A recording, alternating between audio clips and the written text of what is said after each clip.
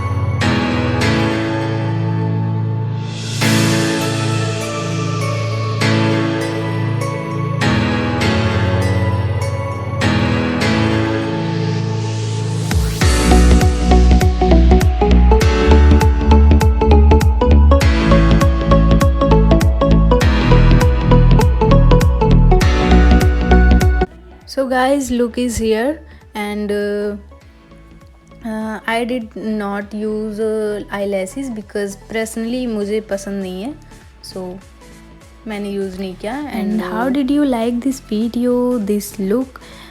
Please comment down, don't forget. तो मिलते हैं नेक्स्ट वीडियो में.